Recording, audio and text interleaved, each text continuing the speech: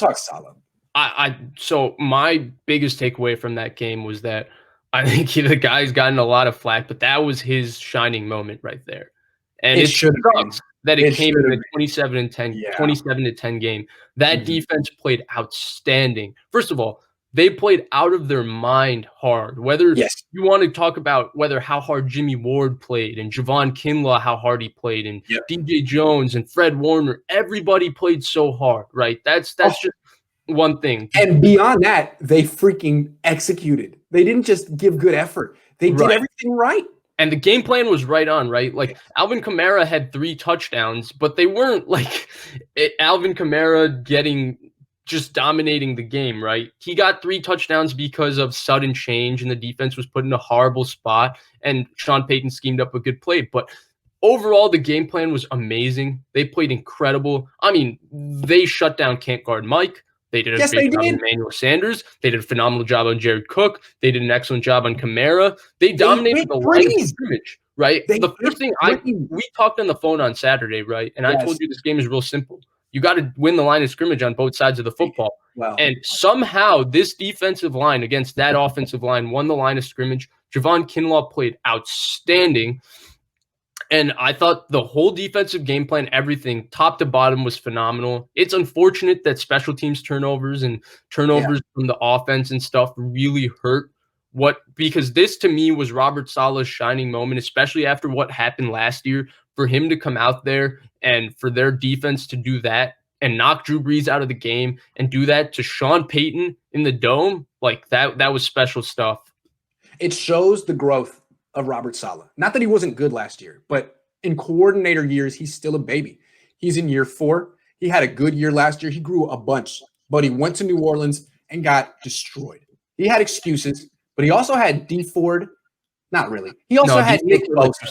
It was Nick Bosa. He had Nick Bosa was really the difference in that game, right? Like they got into 3rd and 19, and they had a swing pass to Alvin Kamara that would have been set up to get 10 yards and put them in Will Lutz range, and Nick Bosa knocked it down. And then they had 3rd and 2 with Taysom Hill, where he absolutely whooped Ryan Ramczyk and tackled Taysom Hill for a 4-yard loss. And those 2 plays were really the 2 stops because they weren't stopping that offense at all. Those were kind of the 2 stops that really won them that football game because that was a one-stop football game. Right, and that's my point. Like, the Niners had a more talented defense in that game, but their game plan was awful. And Robert Saleh got straight up schooled by Sean Payton, there's no shame in that. A lot of people have gotten schooled by Sean Payton. But just 1 year later, look what Robert Saleh's doing. I mean, with no edge rush, he shuts down the Saints. That's remarkable. Absolutely. Yeah. So it should have been his shining moment. Quick digression. Is there a place on this defense for Richard Sherman? We've talked about it before. Do you put him back in? Yeah. You just take out Mosley? Okay. I mean, to me right now, it's not that I think, Richard Sherman is significantly better than Mosley and all of that, but I think what happens is when you go out a long time, people kind of lose sight of what you were. Yeah. And to me, Richard Sherman, he's still a good player. He's still really smart. And there's still certain things that they need players to do that he can do. And the number one thing is that he takes away the football. And yeah, you're right. Well, let me say real quick, one way that I'm trying to make the case for it. And what they're doing this year is the boundary field thing with the corner. And they're putting Jason Verrett in the field and Emmanuel Mosley on the boundary, which means that teams are really picking on Mosley because those are shorter throws. Right. You're putting your best corner furthest from the action.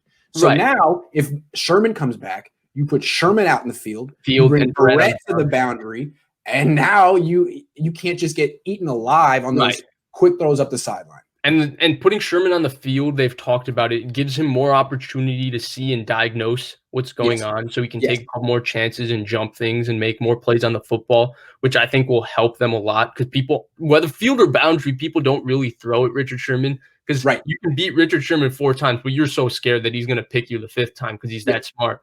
Yeah. So I think So I think all those things.